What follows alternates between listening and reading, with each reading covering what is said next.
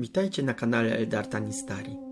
Ja jestem Rafał i dzisiaj mam dla Was kolejną krótką opowieść, którą chciałbym Wam przeczytać. Zapraszam. Pieśń płomienia żałoby, ballada o Zachnarze Al-Kariti. Rozdział 1. Szepty pustyni i światło dżina.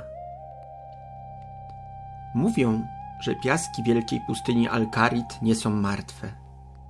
Starsi koczownicy, którzy spędzili życie na grzbietach wielbłądów, twierdzą, że wydmy pamiętają każdy krok, każdą uronioną łzę i każdą krew, która wsiąknęła w ich palące łono. Jednak najbardziej ze wszystkiego pustynia pamięta pieśń. Pieśń, która była tak piękna, że na kilka uderzeń serca potrafiła uciszyć wieczny, wyjący wiatr piaskowego szatana. W tamtych czasach, gdy oazy Al-Karit tętniły jeszcze życiem, a karawany przewoziły jedwab i mirrę z najdalszych krańców świata, na szlaku pojawiła się Laila. Nikt nie wiedział, skąd przybyła. Nie należała do żadnego ze znanych plemion. Miała skórę o barwie dojrzałego cynamonu, oczy czarne jak bezgwiezdna noc i stary, wysłużony instrument o pudle wyciętym z ciemnego drewna cedrowego. Lecz to nie instrument przykuwał uwagę. Kiedy Laila otwierała usta, by śpiewać, działo się coś niepojętego. Jej głos nie był tylko dźwiękiem, był żywiołem. Posiadał głębię, która potrafiła uleczyć skołatane nerwy zmęczonych podróżnych i żar, który rozpalał krew w żyłach nawet najbardziej zgorzkniałych starców. Śpiewała o miłości, o słońcu umierającym za horyzontem i o gwiazdach, które są łzami bogów. Każda nuta płonęła w jej ciele, a jej wewnętrzny ogień sprawiał, że wydawała się najpiękniejszą istotą, jaka kiedykolwiek stąpała po ziemi. Wokół jej talentu szybko zaczęła krążyć legenda. Ludzie szeptali, że Laila nie śpiewa sama. I mieli rację. Zawsze, gdy słońce chowało się za horyzont, a niebo nad pustynią rozpalało się purpurą i złotem, u boku dziewczyny pojawiał się on. Zachnar. Nie był istotą z krwi i kości. Zachnar należał do rasy dżinów światła, prastarych bytów powołanych do życia z pierwszego promienia gwiazdy polarnej. Prawa jego rodu, strzeżone przez surowe konklawy powietrza i ognia, były jasne. Dżinom nie wolno było mieszać się w sprawy śmiertelników, a już na pewno nie wolno im było ich kochać. Śmiertelność była dla dżinów jak skaza, jak choroba, która mogła zniszczyć ich wieczną naturę. Jednak Zachnar, usłyszawszy niegdyś głos Laili, złamał te odwieczne prawa bez chwili zawahania. Kiedy dziewczyna śpiewała, dżin manifestował się obok niej jako postać utkana z najczystszego, złocistego blasku. Nie miał stałych rysów twarzy, lecz każdy, kto na niego spojrzał, widział w jego świetlistej sylwetce nieskończone oddanie. Zachnar tańczył wokół niej, a jego blask reagował na każdą zmianę tonu w jej głosie. Gdy śpiewała o radości, dżin jaśniał tak mocno, że nocna ciemność wokół oazy cofała się o setki kroków. Gdy jej głos schodził w rejony melancholii, jego światło stawało się miękkie, ciepłe, podobne do dogasającego ogniska. Zachnar nie pragnął wolności ani potęgi, którą dżiny zazwyczaj próbowały wyrywać śmiertelnikom. Dla niego całym wszechświatem była Laila. W jego sercu, jeśli istoty ze światła w ogóle je posiadają, nieustannie niosło się echo jej pieśni. Marzył o przyszłości, która dla nich obojga tak różnych wydawała się zakazanym owocem. Rozdział 2. Cień w oazie. Sława niezwykłej pary rosła z każdym miesiącem. Do oazy, w której obozowali, przybywali najbogatsi kupcy, szejkowie w jedwabnych szatach i potężni czarodzieje. Wszyscy chcieli zobaczyć dziewczynę i jej świetlistego protektora. Wielu patrzyło na nich z zachwytem, lecz w ludzkich sercach obok podziwu zawsze gnieździ się coś znacznie mroczniejszego. zazdrość. Ludzie nie potrafili znieść myśli, że prosta dziewczyna posiada coś tak potężnego i czystego, czego nie można było kupić za żadne złoto tego świata. Szejkowie oferowali Laili pałace i skrzynie pełne klejnotów w zamian za to, by została ich nałożnicą, a Zahnar stał się ich sługą. Dziewczyna jednak odmawiała z uśmiechem, woląc wolność, piasek pod stopami i towarzystwo swojego dżina. To budziło wściekłość odrzuconych. Najgorsza burza nadchodzi jednak w ciszy. Pewnej nocy, gdy niebo było wyjątkowo czyste, a piasek lśnił pod gwiazdami niczym rozsypany diamentowy pył, Laila rozpoczęła swoją najpiękniejszą i najbardziej znaną pieśń. Tłum wokół ogniska zamarł, wstrzymując oddech. Zahnar, jak to miał w zwyczaju, unosił się nad nią, a jego złote światło pulsowało w rytm uderzeń jej serca. Każda nuta płynęła prosto do nieba. Wydawało się, że w tej jednej chwili świat osiągnął idealną harmonię. Wtedy nadszedł cień. Zabójca został wynajęty przez jednego z urażonych szejków, który nie potrafił znieść odmowy. Był to człowiek bez twarzy, wyszkolony w zadawaniu śmierci bezszelestnie, niczym skorpion czający się pod kamieniem. Wyłonił się z gęstego mroku nocy poza zasięgiem złotego blasku dżina. Błysk zatrutej stali był tak szybki, że nikt nawet nie zdążył krzyknąć. Ostrze przecięło powietrze i zagłębiło się w piersi Laili na wysokości serca. Cisza, jaka nastąpiła w ułamku sekundy, była gorsza niż najgłośniejszy krzyk. Głos Laili, który przed momentem rozświetlał noc, urwał się gwałtownie. Dziewczyna osunęła się na kolana, a jej dłonie bezsilnie wypuściły cedrowy instrument. Czerwona, gorąca krew zaczęła wsiąkać w chłodny piasek Alkarit. Czary, które spowijały to miejsce, prysły. Zamarł również Zahnar. Przez jedną straszliwą sekundę nie docierało do niego to, co właśnie się wydarzyło. Gdy jednak zobaczył bezwładne ciało ukochanej, jego złocisty blask drgnął niespokojnie. I wtedy narodził się gniew. Rozdział 3. Narodziny Ifryta. To nie była zwykła złość. To była pierwotna, niszczycielska siła, która eksplodowała z wnętrza dżina. Zahnar zapłonął. Jego światło przestało być łagodne i czyste. Stało się czerwone, oślepiające, niosące ze sobą potworny, nienaturalny żar. Ludzie zgromadzeni wokół ogniska zaczęli uciekać w panice, krzycząc z przerażenia, gdy ubrania na ich ciałach zaczęły się tlić od samej obecności tej przemienionej właśnie istoty. Zabójca nie zdążył nawet zrobić kroku wstecz.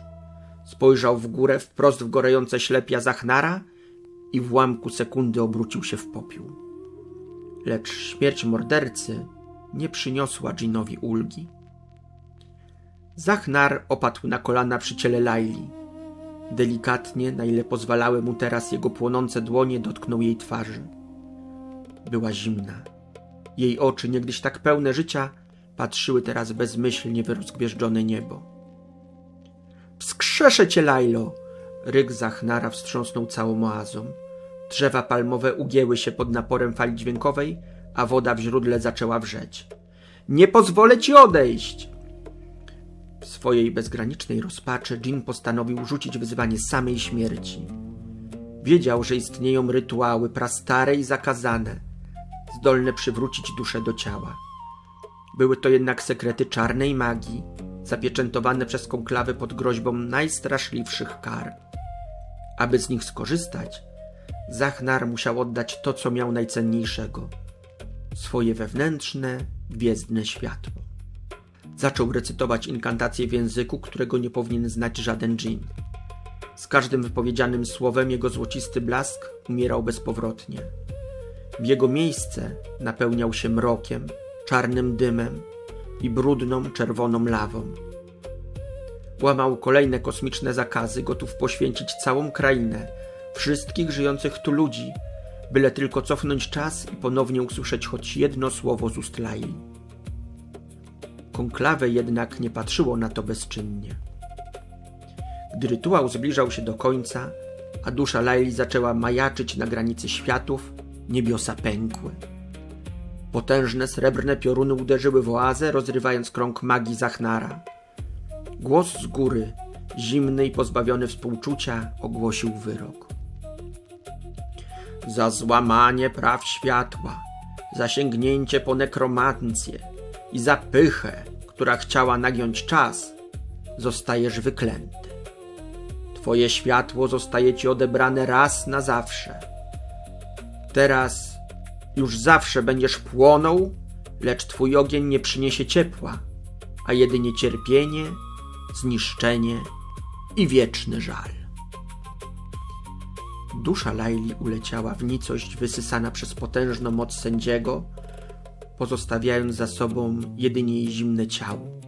Rytuał został przerwany. Zachnar uniósł się w powietrze, lecz nie był już dżinem. Jego ciało, teraz potężne i demoniczne, składało się z czarnego, gryzącego dymu i pulsującej nienawiścią magii ognia. Stał się ifrytem, złowrogim cieniem, którego jedynym celem stało się zadawanie bólu. Nazwano go płomieniem żałoby. Rozdział 4. Marsz przez popioły. Mijały lata, potem dziesięciolecia, a legenda o płomieniu żałoby stała się najstraszliwszym koszmarem koczowników i mieszkańców miast na obrzeżach pustyni. Zachnar nie znał już litości. Złośliwość i gorycz doszczętnie pożarły resztki jego dawnej szlachetnej natury. Snując się po świecie niczym żywy pożar, niszczył wszystko na swojej drodze. Przechodził przez bogate miasta, wysokie i dumne mury świątyń, niosąc ze sobą tylko mrok i spustoszenie. Gdziekolwiek się pojawił, z jego dłoni wypełzały płomienne żmije, magiczne, pełzające bestie z płynnego ognia, które polowały na ludzi w labiryntach uliczek. Ifryt zapełniał kolejne groby, a jego imię wypowiadano szeptem, jakby samo jego brzmienie mogło sprowadzić nieszczęście. Ludzie próbowali walczyć. Wysyłano przeciw niemu armię potężnych magów wody, którzy próbowali ugasić jego gniew zaklęciami chłodu. Wszystko na nic. Ogień Zachnara nie był zwykłym żywiołem. Był napędzany nieskończoną rozpaczą, a ta, jak wiadomo, jest paliwem, które nigdy się nie kończy. Każda próba ugaszenia go sprawiała tylko, że płonął jeszcze wścieklej, a Ifryt stawał się jeszcze bardziej zaciekły i brutalny. Jednak w tym potwornym, demonicznym bycie tliła się jedna, maleńka cząstka dawnego dżina. Bywały takie noce, gdy Ifryt zapuszczał się w głębokie, puste rejony Al-Karit. Tam, gdzie przed laty stała oaza, teraz będąca jedynie kupą popiołu i wyschniętych pni palmowych drzew. Gdy wiatr pustynny dął silnie, przylatując przez szczeliny w skałach, wydawał specyficzny, wysoki dźwięk. Dla Zachnara ten dźwięk brzmiał jak wspomnienie pieśni Laili. W takich momentach potwór zastygał. Jego płonące czerwone ślepia traciły na chwilę swą nienawistną czerwień, stając się na powrót lekko złociste. Stał tak bez ruchu przez całe godziny, nasłuchując wiatru, jakby wierzył, że jego ukochana wciąż tam jest. Te chwile były jedynym lekarstwem na ból jego egzystencji. Lecz gdy wiatr cichł, gniew powracał ze zdwojoną siłą, a Ifryt ruszał dalej, by mordować wszystkich, bez wyjątku, przez kolejny rok. Rozdział 5. Ostatnia nadzieja. Koczownicy, siedząc przy bezpiecznych ogniskach daleko od legowiska Ifryta, wciąż powtarzają starą przepowiednię. Mówią, że nawet ogień, który pożarł światło, można pokonać. Nie dokona tego jednak żaden miecz, żadna tarcza, ani żadne zaklęcie zniszczenia. Jeśli istnieje na tym świecie ktoś, czyj głos jest tak czysty i pełen pasji jak głos zmarłej Laili, ktoś, kto nie zlęknie się widoku nadchodzącego demona i potwornego żaru płomiennych żmij, ta osoba musi stanąć przed płomieniem żałoby i zaśpiewać. Musi to być dokładnie ta sama pieśń, którą Laila śpiewała tamtej tragicznej nocy. Jeśli wykonanie będzie bezbłędne, a intencja śpiewaka czysta, bez chęci zysku czy sławy, a jedynie z głębokiego współczucia, głos ten przebije tarczę czarnego cienia, która otacza serce Ifryta. Wtedy, jak głosi legenda, prastara klątwa pęknie. Ogień, który trawi Zachnara od stuleci, wreszcie zgaśnie. Jego potężna, zniszczona cierpieniem sylwetka rozpadnie się na tysiące małych, nieszkodliwych iskier, które ulecą ku gwiazdom, by wreszcie połączyć się z duszą jego ukochanej w wieczności. Jednak pustynia Al-Kharid milczy. Nikt dotąd nie odważył się stanąć naprzeciw potwora z instrumentem w dłoni. Wszyscy wolą uciekać, pozostawiając Zachnara w jego wiecznym, ognistym więzieniu, gdzie płomień żałoby wciąż czeka na melodię, która przyniesie mu upragniony koniec. Tam, gdzie piasek lśnił pod gwiazdami, gdzie Laila śpiewała całymi nocami, gdzie głos jej rozpalał wokół żar, tam był zawsze dżin z